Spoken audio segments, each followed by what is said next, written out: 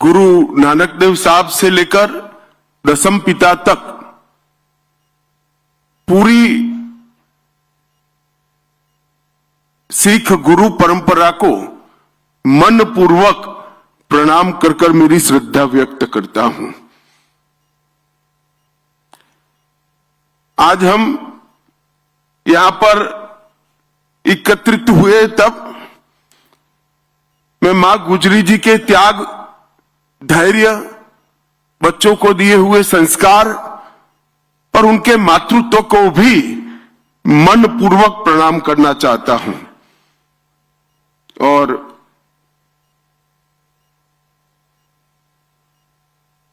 यही भूमि पर कई ऐसी स्थान है जहां गुरु साहिब कई बार गए। यहां पर एक विशेष प्रदर्शनी का भी आयोजन किया गया, सैंड आर्ट का शो भी किया गया और एक कॉफी टेबल बुक का भी विमोचन किया गया। 84 के दंगों के घाव को मरहम लगाने के लिए भी एक सरकारी योजना का यहां पर लोकार्पण किया गया। परंतु आज हम सब एकत्रित हुए हैं 4 साहबजादों की शहीदगी, इनकी वीरता, इनके बलिदान को याद करने के लिए। पोह का ये महीना ये भारत के स्वतंत्रता के इतिहास में बहुत दर्दनाक महीना माना जाता है।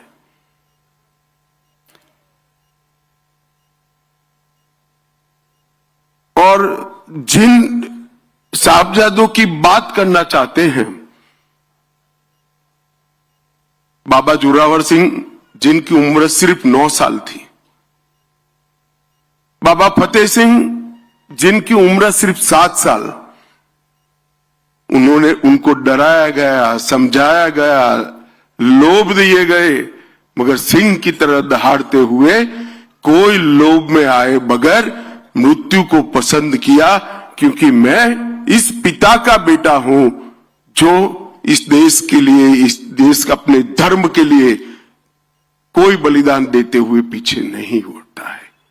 ये भावना इतने बच्चे में, इतनी कम आयु में पैदा भी नहीं हो सकती है।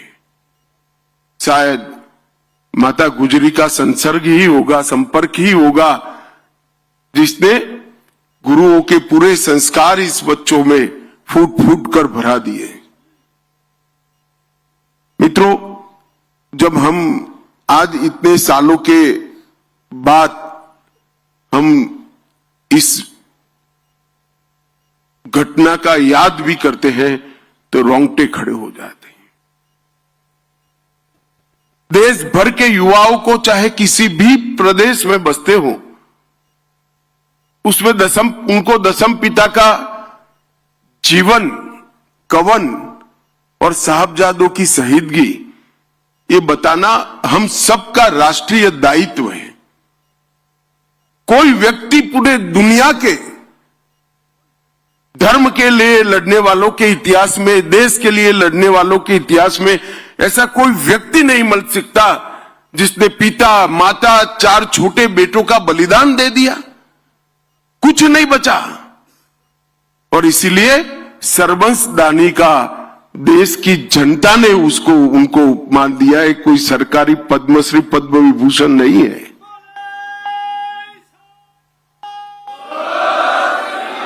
अपने पिता, अपनी माता, अपने 4 बच्चों का बलिदान करने के बाद भी लड़ाई को चालू रखा।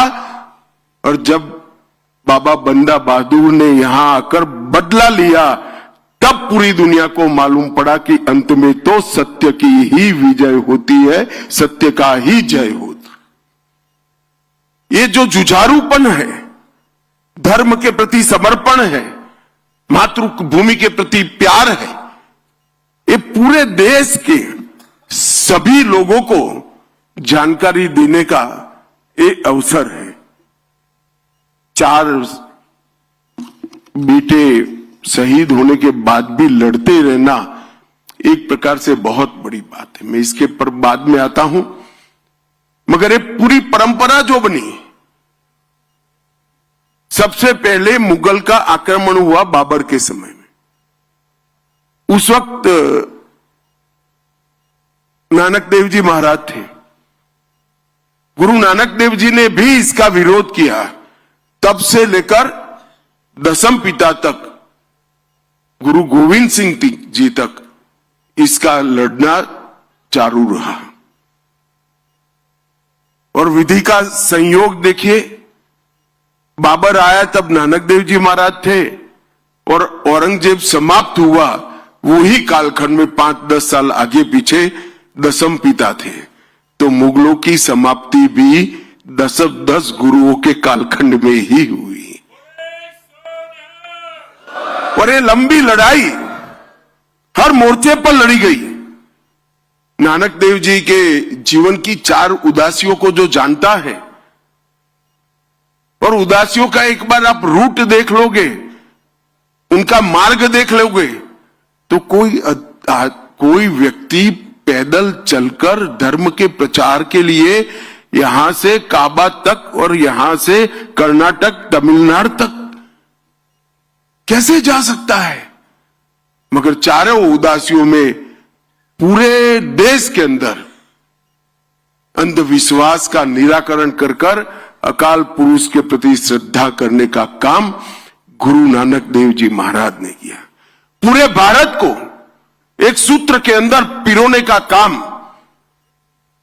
नानक देव जी महाराज ने किया। अंगद देव जी आए तब नानक देव जी के सारे उपदेशों को, वाणी को गुरुमुखी में लिपिबद्ध करने का काम अंगद देव जी ने किया। पूरा जीवन गुरुवाणी का प्रचार करते रहे और गुरु परंपरा को संस्थागत किया, इंस्टीट्यूशनलाइज किया।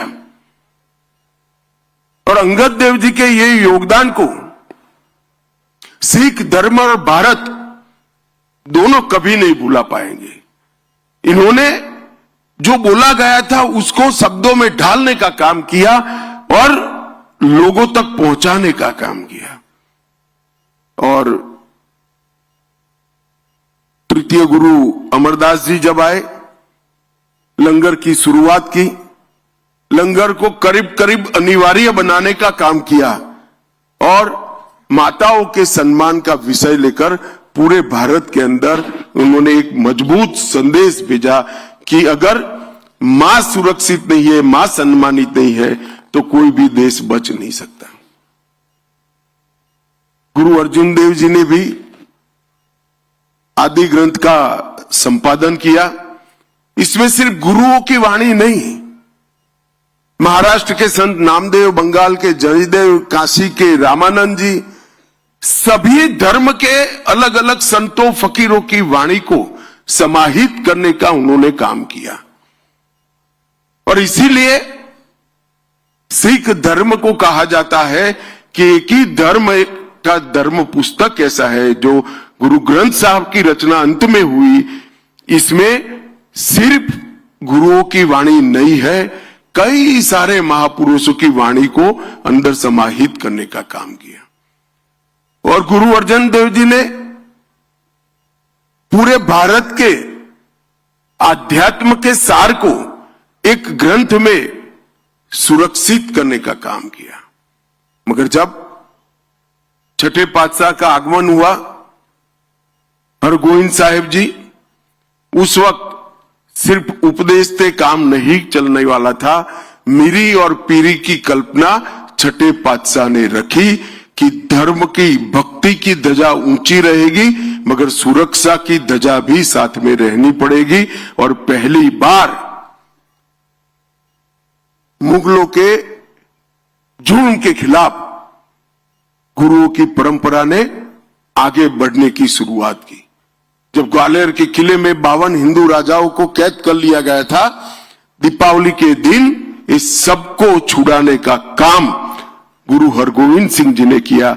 इसीलिए आज भी दीपावली को बंदी छोड़ दिवस के रूप में मनाने का काम हम करते हैं।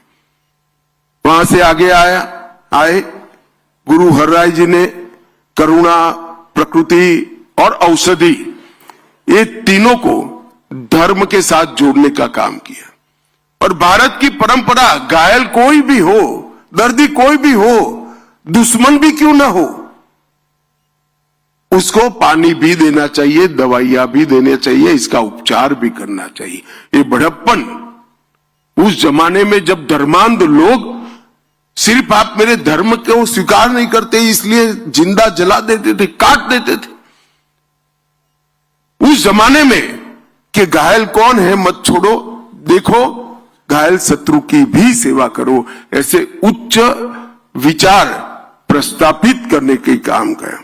अल्पायु में गुरु हरकिशन साहिब जी ने भी सेवा का बहुत बड़ा उदाहरण दिया। चेचक महामारी के समय प्राणों की परवाह करे बगैर दिल्ली और इर्द गिर्द के इलाकों में सेवा की एक बहुत बड़ी परंपरा उन्होंने स्थापित की। और फिर आता है हिंदी चादर नवम गुरु। मैं कई बार मेरे मत क्षेत्र में गुजरात में भी कहा हूं, अगर गुरु तेग बहादुर न होते तो हम कोई हिंदू न होते, कोई सिख नहीं होता, पूरा भारत समाप्त हो गया होता। इस देश पर नवम गुरु के जो उपकार है वो 5000 साल के बाद भी इसका शुक्राना अदा नहीं हो सकता, कोई भूल नहीं सकता। जब कश्मीर के पंडित उनके पास गए और कहा हमारा जबरन धर्म परिवर्तन हो रहा है, हमें बचाइए, आप ही बचा सकते हैं, तब उन्होंने उनके मुख से एक वाक्य निकला कि ये जुल्म तभी रुकेगा धरती कोई महान आत्मा का बलिदान मांगती है। और मित्रों, उसी वक्त कहते हैं ना, पूत के लक्षण पालने से, उसी वक्त 8 साल का बालक गोविंद राय दशम पिता पास में खड़े थे। उन्होंने एक क्षण का भी विचार करके करे बगैर कहा कि आपसे महान कौन हो सकता है, अगर बलिदान देना है तो आपको ही देना चाहिए। एक 8 साल का बच्चा अपने पिता को कहता है कि आप तो बड़े महान हो, अगर बलिदान देना है तो आपको देना चाहिए, रोक के धर्म परिवर्तन को। और फिर नवम गुरु की वो महान यात्रा दिल्ली तक की, और औरंगजेब को कहा कि धर्म परिवर्तन बंद करो, मुझे अगर धर्म परिवर्तित कर देते हो तो पूरा भारत धर्म परिवर्तन करने के लिए तैयार है। और जो यातनाओं का वर्णन है, मैं तो यहां बोलना भी नहीं चाहता, बोल भी नहीं सकता। इतनी यातनाएं सहन करने के बाद भी जुल्मी और अत्याचारी लोगों के सामने अपने मक्कम इरादों को कभी उन्होंने पिघलने नहीं दिया। ढेर सारी यातनाएं सहन कर अपना बलिदान दिया। दिल्ली का शीशगंज गुरुद्वारा आज भी और सैकड़ों साल बाद भी सभी देशभक्तों के लिए सबसे बड़ा तीर्थ स्थान बना हुआ पड़ा है। और ये सभी देश के लोगों को दिखाता है कि एक व्यक्ति अगर चाहे तो शासक कितना भी जुर्मी हो कुछ नहीं कर सकता, व्यक्ति का बलिदान उसको शासक से ऊपर उठा लेता है। और तिलक और जनेऊ इसकी रक्षा के लिए, हिंदुओं की रक्षा के लिए, स्वधर्म की रक्षा के लिए उन्होंने अपना बलिदान दिया। और कोई दुनिया के इतिहास में बलिदान नहीं मिलता ऐसा। कई लोग लड़ते हैं, लड़ना चाहिए, लड़ते हैं, उसमें जय पराजय दोनों होता है, मगर आप जब जाकर कहकर जाते हो ऐसे जुर्मी शासक के सामने कि आप अगर मुझे धर्म परिवर्तित कर दोगे तो पूरा भारत धर्म परिवर्तित हो जाएगा, उनको मालूम था कितने अत्याचार होंगे, और उनको डराने के लिए उनके साथियों पर भी अत्याचार किए गए, हिम्मत तोड़ने के लिए, मगर जरा भी डिगे बगैर अपना बलिदान दिया। और वो ही प्रेरणा दशम पिता के लिए एक बहुत बड़ा संस्कार का स्रोत बन गई। और दशम पिता ने जो किया वो तो बड़ा कमाल कर दिया। खालसा पंथ की स्थापना की और उनको कई लोग आज भी झिझकते हैं, मगर मैं हमेशा कहता हूं कि ये नवम गुरु और दशम पिता न होते तो भारत में कोई भी ना हिंदू होता ना सिख होता, सब हमारे संस्कार धर्म समाप्त हो जाते। और इसीलिए उनको हिंद की चादर कहते हैं। उनको पंजाब की चादर नहीं कहा, उनको हिंद की चादर कहा गया। पूरे इतने विशाल देश के सभी धर्मों की रक्षा के लिए उन्होंने अपना बलिदान दिया। और दशम पिता के जीवन को तो कौन भूल सकता है। इतनी कम आयु का जीवन, इतना विद्वान व्यक्ति, फारसी भी बोल सकते थे, ब्रज भाषा भी बोल सकते थे, संस्कृत बचपन से सीखे थे, गुरुमुखी में कई ग्रंथों की रचना की, लगभग 7 भाषाओं को अच्छे तरीके से वो जानते भी थे और बोल सकते थे। बहुत अच्छे कवि थे, बहुत अच्छे घुड़सवार थे। अभी एक युवा सिख बच्चा मेरा पगड़ी बांध रहा था, उसको मालूम नहीं होगा कि गुरु साहब पगड़ी बांधने की स्पर्धा करते थे और बड़ा इनाम देते थे उनको, जो अच्छी पगड़ी बांधते थे उनको। घुड़सवारी, तीरंदाजी और बहुत बड़ी आध्यात्मिक विरासत का वारस, इतना सब कभी भी ईश्वर एक व्यक्ति में नहीं भरता है। तभी भरता है जब ये युग पुरुष होना होता है। इसीलिए दशम पिता में सारी चीजें एक साथ फूट फूट कर भरी थी। वीरता और बलिदान 2 अलग गुण हैं। कई वीर होते हैं, इनमें बलिदान का गुण नहीं होता है। वीर होते हैं, दुनिया में सबसे बड़े वीर के वीर भी देखे गए हैं, मगर बलिदान का गुण नहीं होता है, समर्पण का गुण नहीं होता है। दशम पिता में वीरता भी थी और बलिदान भी थी। वो भी लड़े, कभी हार नहीं स्वीकार करी, मगर जब 2 बेटे चमकौर साहिब में लड़ने के लिए बाहर निकलने के लिए तैयार हुए, उन्होंने जरा भी दया माया दिखाए बगैर हंसते हंसते कहा, सब जा रहे हैं, तुझे भी जाना चाहिए। और वो भी कोई लड़ने की उम्र नहीं थी, मगर दोनों बेटे को, और युद्ध का परिणाम तो तय था।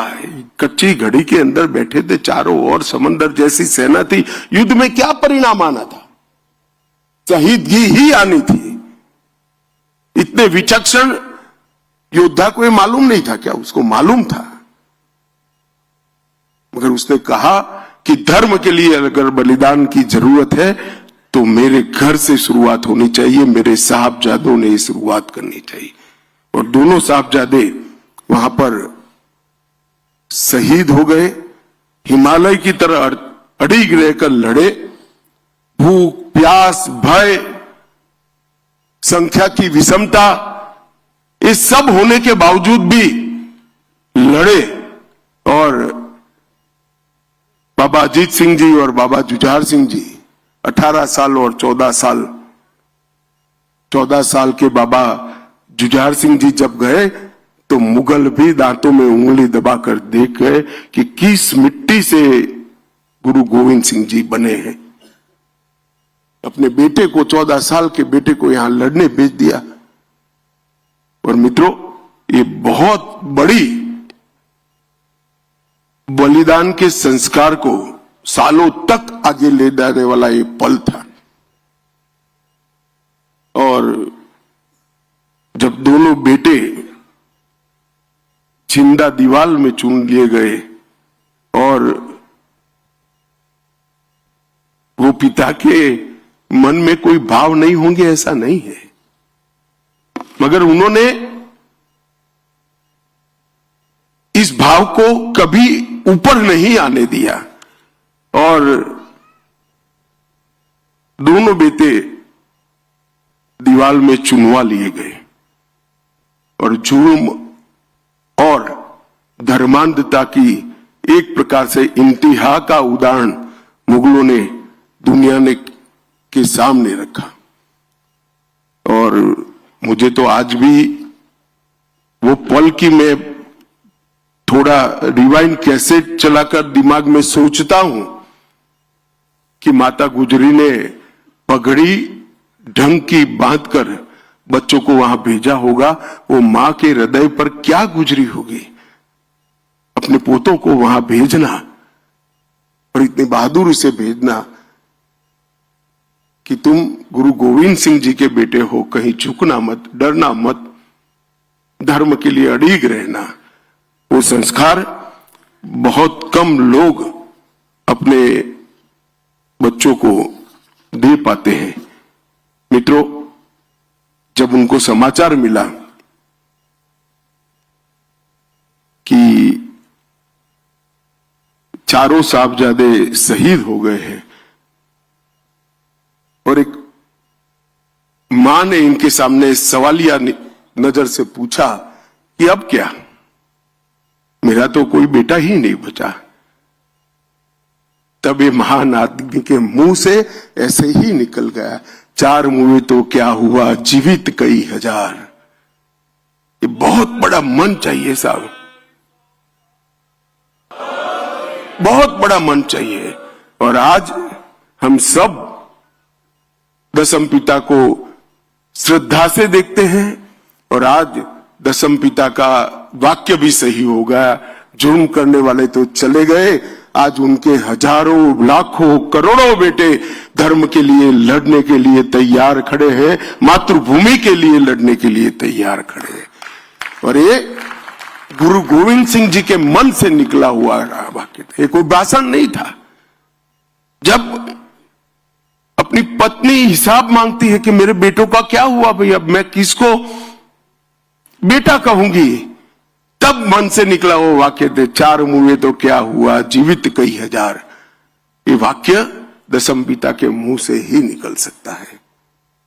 जीवन में कभी पराजय को स्वीकारा नहीं, अंत समय तक लड़ते रहे और फौलादी इरादों से एक बहुत बड़ी ताकत को चैलेंज दिया। और मैं निश्चित रूप से मानता हूं कि दशम पिता ने लिखा हुआ पत्र औरंगजेब को अपने मृत्यु की अंतिम घड़ी में भी याद होगा और इसने उसके ईश्वर से जरूर माफी मांगी होगी। इतना नैतिक ताकत, इतनी बड़ी शहादत के बाद आना, ये बहुत बड़ी बात है। और आजादी के बाद इतिहास को एक प्रकार से किसी का कोई इरादा नहीं होगा, मगर एक प्रकार से भुला दिया गया। धर्म के प्रति श्रद्धा, देश के प्रति लगाव और धर्म और देश के लिए शहीदगी का भाव, वो छिपाने की बात नहीं है, इसका महिमा मंडन होना चाहिए। छोटे बच्चों को आज भी साहबजादों की तस्वीर से, इनकी बलिदान से प्रेरणा मिलनी चाहिए। और मोदी जी ने बहुत मन से तय किया कि 9 जनवरी 2022 को प्रकाश पर्व के दिन ने तय किया कि 26 दिसंबर को पूरे देश में वीर बाल दिवस मनाया जाएगा और पूरा देश गुरुओं के वो वीर बालकों के प्रति शुक्राना अर्ज करेगा। आज मैं यहां आया हूं, 3 साल हो गए। 3 साल से इस देश की केरल हो या तमिलनाडु, गुजरात हो या बंगाल, हर प्राथमिक स्कूल के अंदर साहबजादों का 26 दिसंबर को जीवन कवन पढ़ा जाता है। उनके जीवन पर निबंध लिखने की स्पर्धा होती है और उसमें दोनों साहबजादों के नाम से इनाम भी दिया जा सकता है, इनाम भी दिया जाता है। आप कल्पना करिए कितने करोड़ों बच्चों के लिए आज ये दोनों वीर बालक, गुरु के दोनों साहजादे, दोनों शहीद बालक हमारे, वो प्रेरणा का स्रोत बन गए और कई पिताओं के लिए भी स्रोत बने। कई पिता प्रार्थना करते होंगे कि ईश्वर बेटा देना तो ये शहीद साहबजादों जैसा देना जो मुझे भी अमर कर दे इतिहास में। और ये बात जब ये सप्ताह मनाने का तय किया और वीर बाल दिवस को हमने बहुत मन के साथ मनाने की शुरुआत करी है भारत सरकार ने, सभी राज्य सरकारों ने इसकी सहायता की है। किसी भी पार्टी की हो, किसी ने मना नहीं किया, हर पार्टी की राज्य सरकारों ने इतनी सहायता की है और आज देश भर में साहबजादों को याद किया जाता है। मित्रों, एक प्रकार से नरेंद्र मोदी जी बहुत भाग्यवान प्रधानमंत्री हैं। इसलिए नहीं कि 3 बार चुनाव जीत गए, 3 बार प्रधानमंत्री बने। देखिए, उनके ही प्रधानमंत्री काल में गुरु तेग बहादुर जी का 350वां शहीदी दिवस आया। नानक देव जी महाराज का 550वां प्रकाश पर्व आया। तेग बहादुर जी का 400वां प्रकाश पर्व आया और सर्वंसदानी दशम पिता का 350वां भी प्रकाश पर्व उन्हीं के कालखंड के आया। ये भी गुरुओं की कृपा है कि एक ही प्रधानमंत्री के कालखंड में प्रथम गुरु नानक देव जी महाराज से लेकर दशम पिता तक सभी के जीवन से जुड़ी हुई घटनाएं आई और ये पूरी सिख गुरुओं की परंपरा को देश और दुनिया के सामने रखने में नरेंद्र मोदी सरकार ने कोई कसर नहीं रखी। कई सारे ऐसे इश्यू थे, FCRA का हरमिंदर साहिब का रजिस्ट्रेशन, करतारपुर साहिब का गलियारा, एक इसके साथ साथ 3 दशक के बाद सिख दंगों के जितने भी पीड़ित है वो केसों को रीओपन कर जिन्होंने गुनाह किया था उनको जेल के पीछे डालने का काम किया। 5 लाख रुपया मुआवजा दिया और अब सैनी साहब नौकरी भी ढूंढ कर दे रहे हैं। मैं तो बहुत धन्यवादी हूं सैनी का कि इन्होंने इतने समय के बाद परिवारों को ढूंढकर नौकरी देने का काम किया। जलियांवाला बाग का स्मारक बनाया। अफगानिस्तान, पाकिस्तान, बांग्लादेश में जो सिख परिवार थे, यहां शरणार्थी बनकर आए थे, उनको नागरिकता देने का काम किया। और जम्मू कश्मीर में भी 1.16 लाख मतलब 1,16,000 परिवार थे जिनको जम्मू कश्मीर की नागरिकता नहीं मिलती थी। धारा 370 हटने के बाद उनको नागरिकता देने का भी काम कर दिया। मुझे कई बार मेरे मन में सवाल आता है कि आजादी के बाद जब विभाजन की चर्चा होती होगी तो विभाजन कागज पर तो नहीं हुआ, कभी ना कभी इसकी चर्चा हुई, ये पाकिस्तान में जाएगा, ये भारत में रहेगा। अब इतने नजदीक करतारपुर साहिब था, ये क्यों छोड़ दिया, मेरी समझ में नहीं आता है। या तो विभाजन करने के लिए, तय करने के लिए ऐसे लोग बैठे थे जिनको ये परंपरा का ज्ञान ही नहीं होता। मैं आज बहुत फकर के साथ कहता हूं कि जो पंथ निरपेक्षता की बात करते हैं, सर्वधर्म समभाव की बात करते हैं, सिख पंथ से ज्यादा सर्वधर्म समभाव रखने वाला कोई और पंथ नहीं हो सकता, कोई और धर्म नहीं हो सकता। और नानक देव साहब का इतना बड़ा स्थान जिसको यहां श्रद्धालु दूरबीन से देखते हैं थे, आज उनकी ही कृपा है कि प्रतिदिन 15,000 लोग जा पाए, इस प्रकार की व्यवस्था करने में हम सफल हुए हैं। और आज हम सब लोग वीर बाल दिन के सप्ताह के रूप में यहां चारों साहबजादों के अमर बलिदान को याद करने के लिए आए हैं। मेरा सबसे अनुरोध है कि स्कूलों में तो जो करिए वो करिए, मोहल्ले में जो करिए वो करिए, मगर अपने परिवार वालों को, अपने बच्चों को, अपनी नई पीढ़ी को इस साहबजादों का बलिदान और दसम पिता का जीवन जरूर बताइएगा। वो भारत को किसी संकट के समय में बचा लेगा, इसका मुझे विश्वास है। आप सभी का बहुत बहुत धन्यवाद। आप यहाँ पधारे, आपके साथ बात करने का मौका दिया, और फिर से एक बार मेरे साथ बोलेगा, बोले सो निहाल, सत श्री अकाल। वाहे गुरु जी का खालसा, वाहे गुरु जी की फतेह।